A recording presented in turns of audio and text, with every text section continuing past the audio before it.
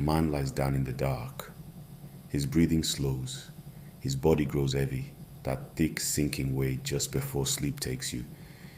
But his mind, for some reason, won't go under with it. It rises instead, up and out past the edges of the room. And something is waiting there. Not a face, not a voice from the clouds. Something vast, a presence with no edges, so immense it seems to hold the room, the night, the entire world inside itself. It knows his name, and it asks him one strange, quiet question. What do you want to see? What do you long to understand? The man answers without hesitation, everything. I want to know what truly is. I want to know God. And the darkness begins to move. He watches light pour out of the presence and become fire. He watches fire fold down into wind and water and earth. He watches the whole vast machinery of the cosmos wheel into being in front of his open, sleeping eyes.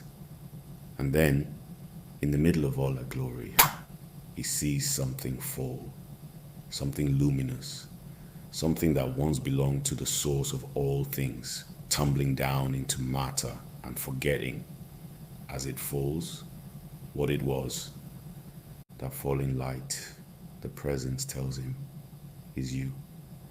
And before this vision is over, the man will be shown, step by step, exactly how to climb back up.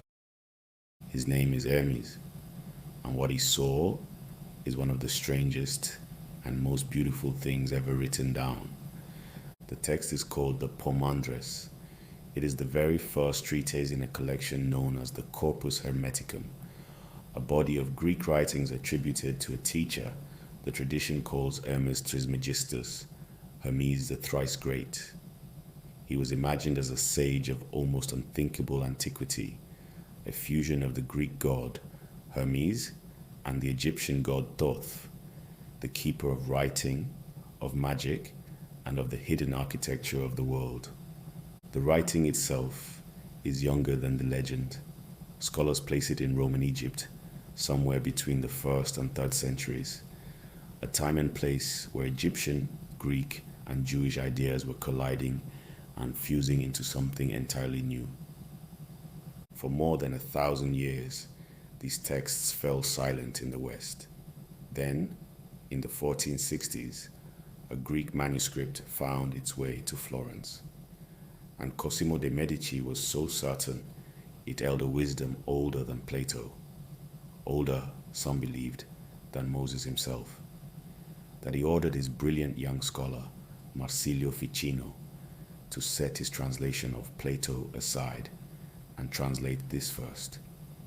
When he did, it sent a current through the whole Renaissance that never quite faded. Even the name is a mystery. For centuries it was read as Shepherd of Men. But others have argued it comes from an older Egyptian phrase, meaning something closer to the knowledge of the sun. The presence in the vision, though, never calls itself a shepherd. When Hermes asks who it is, the answer is disarmingly simple. I am mind, the mind of the sovereign power, and I am with you, everywhere. To understand what Hermes saw, you have to start where the vision starts, with the idea that before anything else exists, there is only Nous, mind, but not a mind like yours, running one thought after another. Picture something closer to pure awareness itself, a living light with no boundary, the source that every other light in the universe is only borrowing from, silent, whole, holding everything that will ever be before any of it has been spoken. And then it speaks. That first utterance is itself a kind of power. The tradition calls it the word, the logos, the ordering voice that begins to separate the light from the dark. And out of that speaking, a second mind is born, a craftsman, a maker, a divine architect. It is this second mind that takes the raw stuff of creation and shapes it into the visible cosmos, the fire and the elements, and the 7 great spheres of the planets, wheeling in their circles. Those seven spheres are not just scenery. In the vision, they are the governors of fate, the powers that spin out the pattern of birth and appetite and death, the machinery that every mortal life is threaded through. The universe is being built layer by layer into a thing of overwhelming beauty and order. And it is exactly this beauty that sets the whole drama in motion. Because the first mind, the source, does one more thing. It brings forth a man, not a man of flesh.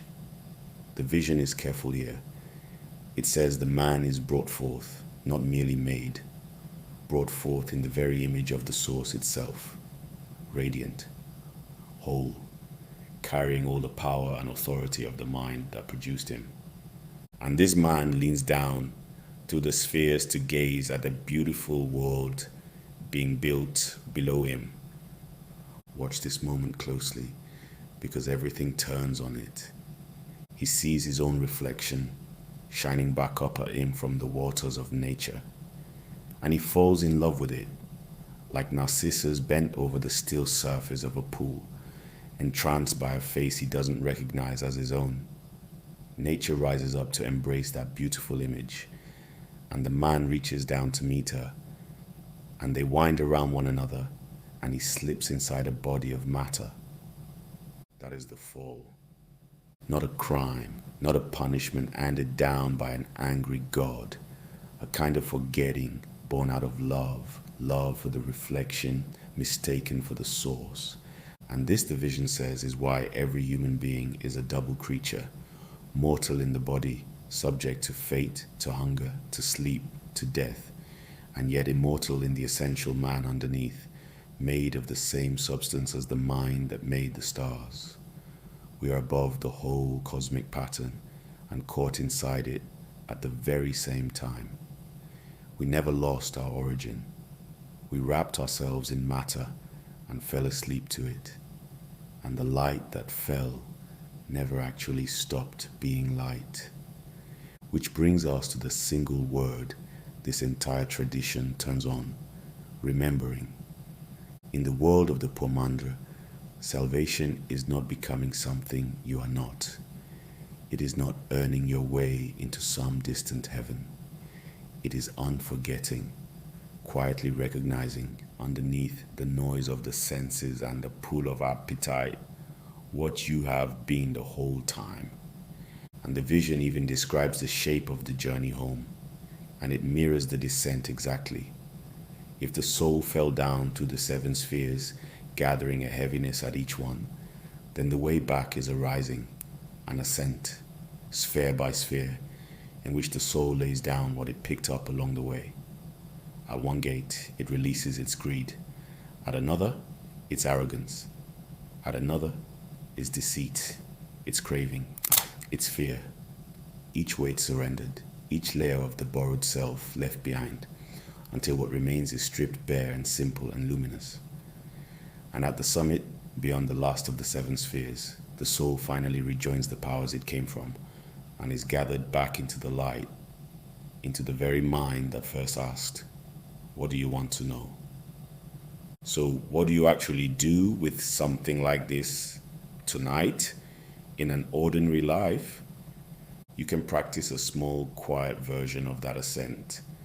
It's a contemplative habit, very much in the spirit of the vision, even if you never leave your own room. Before sleep, sit for a few minutes in the dark and walk slowly back through your day, not judging, just watching, the way Hermes watched the cosmos unfold. And as you go, ask yourself a single honest question about each thing you did. Did this come from appetite, from fear, from the hunger to be seen? Or did it come from something steadier, clearer, quieter, more awake? You're not grading yourself. You're learning to feel in real time the difference between the reflection and the source. That is the whole art. Do this night after night, and something begins to loosen. You start to notice a still awareness that has been watching all of it patiently the entire time. the part of you that was never actually caught and never actually fell. That noticing is the first step of the climb. Maybe the fall was never a mistake to be undone, only a mirror held up and waiting for the moment you finally recognize your own face in it and remember that you were the one looking all along.